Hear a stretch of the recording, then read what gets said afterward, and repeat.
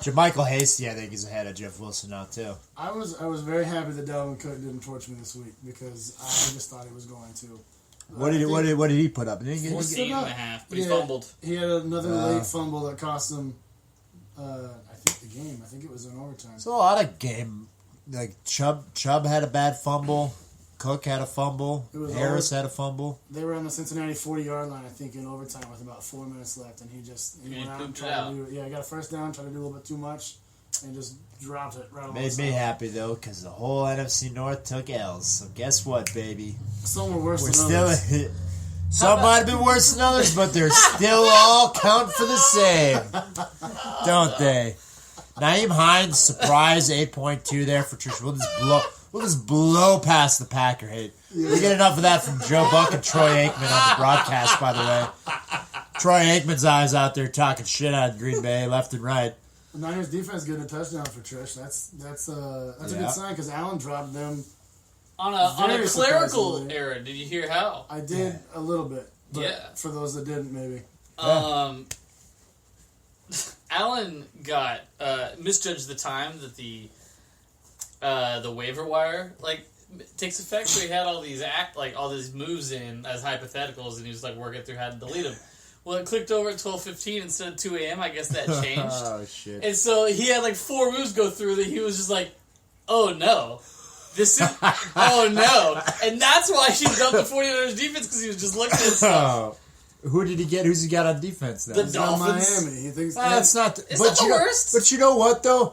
The Niners lost Jason Verrett, and the Lions put up some points on him after that. So yeah, I mean that game was so one-sided that the Lions had a chance to tie the game with 1 minute left on the clock. You're right. It got away from them, but it's at some point, they're going to score multiple touchdowns, and they're going to have those 3 and 6 games because they're pass rushes. Yeah, I mean, yeah. I love the Niners pass rush. It's so much fun to watch them play. One of the best linebacker cores too. Yeah, absolutely. Dre Greenlaw, Fred Warner, Bosa up front. Yeah, I like that shit. Imagine if they would have kept Buckner. How nasty that defense still be. They just can't pay him all. That's the problem. Big fan of Buckner. Fantastic. Didn't do much this week, but with Russell throwing bombs, it was pretty tough. How long do you guys think until Justin Fields takes over for Mr. Red Rocket? Next week. You think so? I mean, he got a rushing touchdown this week, but I mean, they already announced that he's not, according to Dave. They did. Yeah, that Matt Nagy said Andy Dalton's our starting quarterback next week. That's crazy to me. If that's true, then this seems to be the wrong decision. Yeah, the entire game, it was just looking at it guys, this is just him. This isn't a bad day. It's just what Andy Dalton is now. Here's the ceiling. You need to have... Did you see that man's mustache, though? No. God, it was gorgeous. Was it better than Aaron Rodgers' man bun? Because that was pretty legit. I didn't get to see that State Farm commercial yet, and I'm excited. Aaron Rodgers is going for, stinky hippie vibes these days. Yep. And, I have long hair and a man bun, too. But that man looks dirty. He looks dirty. He looks dirty. He looks unkempt. He looks greasy. I don't think he bathed the entire training camp either. Well, that's the new hotness, right? Ashton Kutcher and Mila Kunis talking about how they don't bathe and shit. If that's a real thing, then I'm on the I think they bathe, but they got a little funk to it sometimes. That's some Burning Man shit. I shower I don't get that. Twice a day. They're all they all took a few mushrooms and they think they're spiritual now. But anyway, DJ Moore, deep threat. Carolina, I think DJ Moore is going to be the guy you want there in Carolina this year, to be honest. Even above Robbie? I said Robbie with the draft thing, man. They paid Robbie so much money, you'd think they'd get the man involved, but they kind of swapped back to the New York Robbie. Yeah. The deep bomb Robbie, which is it's fine, but how do you know when to start him? Yeah, it's true. He might do that one week, and then the next week he gets you nothing. He's going to put up 14 points on one play, or he's going to put up nothing. I loved having him on my roster last year because you could move him in and out because his numbers were always changing. Yeah. He was just he's a sexy guy to move. That was the trade last year, by the way. Yeah. I took Robbie out for hands right when he was turning. Robbie moved a lot because I drafted Robbie and then traded him to Steve, who then traded him to Cody, who then traded him to you. Well, it's because it's the guy. What do you do with him? Yeah. It's he always seems like a guy you can trade, but palm off on the next guy. That's what you do. Yeah, exactly. Apparently. I mean, it's a lot easier to do when he scores 22. It is easier to do when he's catching bombs. It's true. A.J. Brown, rough week there for Tennessee, but got the touchdown. TSwift mention of the podcast. Won't be the last. Did we get our TSwift button in yet, so we can just hit it every time someone? Oh, we need one. We need Taylor one. Swift. Yeah. Where's our soundboard? yeah. Where's the soundboard? It's weird that we don't Erica, have get on it. Yeah, what the fuck? God damn it. God damn, Eric. Fantasy team ain't doing nothing. You ought to have time. Taylor Swift here.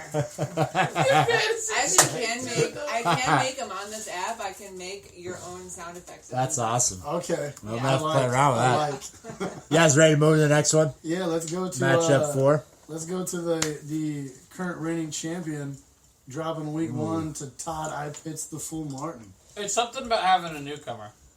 We just like that. It's, Beginner's luck, kind of? Is that what you're attributing Todd's win to? well, And Brand's championship, yes. Okay. Tyson. yeah. And Brandt's championship. I think Brandt's in a little bit of trouble here at running back. I got to be honest. Talk about Saquon. Yeah, well, Saquon, man. For one, you're on a dog shit team. That's problem number 1. Okay, you got a terrible offensive line. He's not 100% either. He's going to be limited through week 3. I think he doesn't get up to full. If he gets healthy, I don't think he's up to full steam until week 4. I think you see Saquon really getting back to like full bore Saquon probably by like the end of the month, end of September. But even then, what does that mean? If I see a Because trade you got terrible with your line. name on it and Saquon Barkley, I'm going to be pissed, by the way. To be fair, that means high numbers because that man is such a monster. If he's 100%,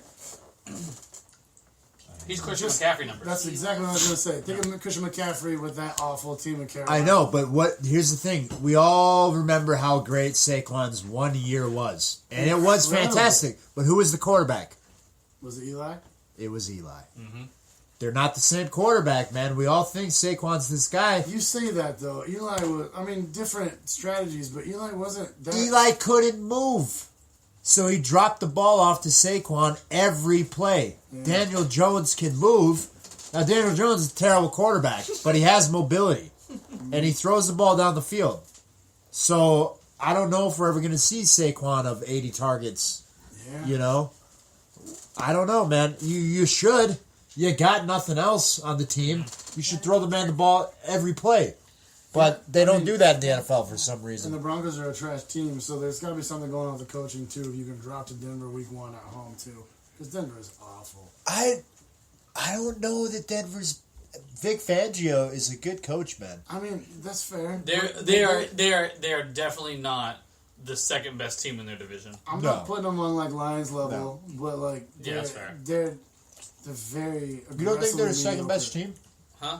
You don't think they're better than the Chargers or the Raiders? I don't think they're better than the Chargers, no. The Chargers have a quarterback, and that's everything. Denver's the worst team in that division, I think. I agree. I think the Raiders are better. I disagree. I think the Raiders are better than the Broncos. I wholeheartedly disagree. And I think the Broncos are the worst team in that division. I think the Broncos have a far better defense than the Raiders. They do, but I think they have a worse team. Because Derek Carr is at least a quarterback. We'll see, man. I think Teddy's an underrated quarterback. Maybe I think he's a solid game manager that can win games for him. And Teddy Bridgewater is the answer, but he's never been the answer. Everybody wants to think that about Teddy. But Dude, everyone's high on Teddy until Teddy's never been the answer. Remember when he went undefeated in New Orleans with a good team around him? Yeah. Okay, remember when Matt Castle stepped in for Tom Brady and went 11-3 or some shit? Yeah, exactly. You guys remember I came back at halftime in the Bourbon Bowl? So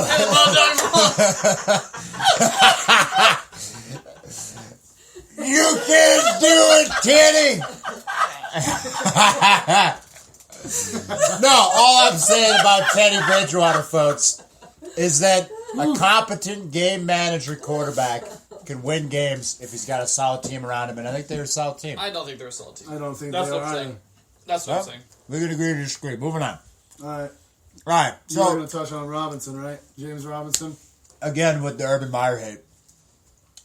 Carlos Hyde, I think there's something to be said that who was the coach for Carlos Hyde in college? Urban Meyer. Mm-hmm. And why is Carlos Hyde even smelling the field when you have James Robinson on your team? Who the hell knows? But apparently Urban Meyer does, and Carlos Hyde's on the field. And that's a problem for James Robinson. That seems strange. Seems very strange. Seems strange. But you know what? Brant, I think, is going to feel that pain with James Robinson. So interesting. And I think the Jags struggle. I think Trevor Lawrence, he's going to be solid like we were talking. Like, he's a talented guy. Let's see how he handles defeat, though, because this is the first time he's ever had to have it. It's true. I mean, like, what happens when they're 0-8? It might break him. I mean, I will say this, though. From him coming back from 3 interceptions, he had 1 touchdown and 3 picks, I think, at one point. And he came back and finished the game out with 2 touchdowns on 2 fairly impressive drives. So he seemed to be showing some composure, and we'll see if it carries over.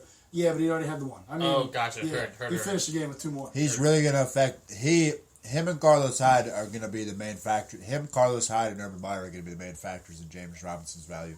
Interesting. And where he lacks for James Robinson, he's going to make up because he drafted Antonio Brown on the night. I mean, what a win there. Dude, what a win. Antonio Brown is going to be the number 1 wide receiver on that team. I hate that. A little skeptical about him having Antonio Brown and Mike Evans in the same lineup because, like, the same argument with CeeDee Lamb and Amari Cooper. But yep, I don't like Mike Evans. There's a couple teams in the league where you can pull off that, and Tampa's one of them.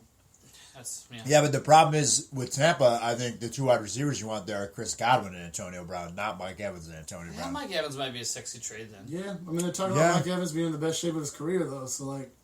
We'll see. I mean, Mike Evans does do this. He does do this, Mike Evans, Mm-hmm.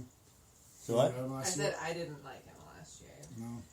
It's again the thing that I was saying before, though, like, yeah, it's nice to have these guys that can have these games, but do you know when the game's going to be? Yeah. Do you know when to start him? That's the Tyler Lockett thing.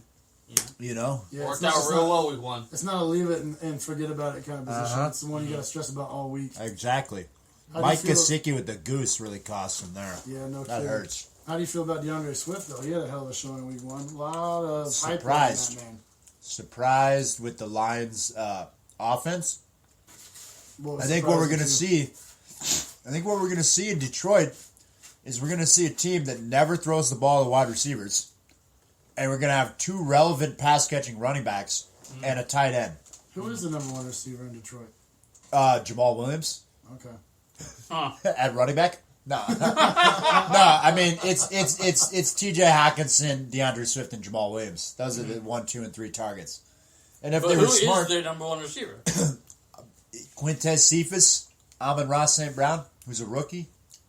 Tyrell Williams. Jesus. Tyrell Williams is probably their number 1, but he got injured. I think he took a big hit, got a concussion.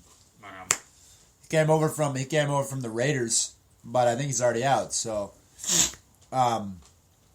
yeah, I don't know. I mean, it's rough there, but it's pretty promising to see DeAndre Swift get that level of involvement. Even in a negative game script. Yeah, he's got to feel pretty good about that. He's very quick. He's a great pass catcher, running back. He could definitely put up those kind of numbers every week, I think. Who thought Detroit was going to put up 33 against San Fran's defense? Well, it's just the problem I see with Brandt's team is that all of his running backs are on bad teams. And the problem is when your running back is on a bad team is they're not going to score a lot of points. They're not putting the game away either. They're not going to be in the red zone. Just going to put 7 or 8 people in the box and just shut them down. I mean, I'm not trying to, I think Brandt did really well in the middle rounds. Jerry Jeudy's injury really hurts. Yeah. Because that was a nice pick there. Are you saying Brandt's in trouble? I'm saying Brandt's got some question marks on his team right now, and he needs to solve. Sounds like he's saying Brandt's in trouble. Well, might be saying a little bit, but Brandt's a wily character.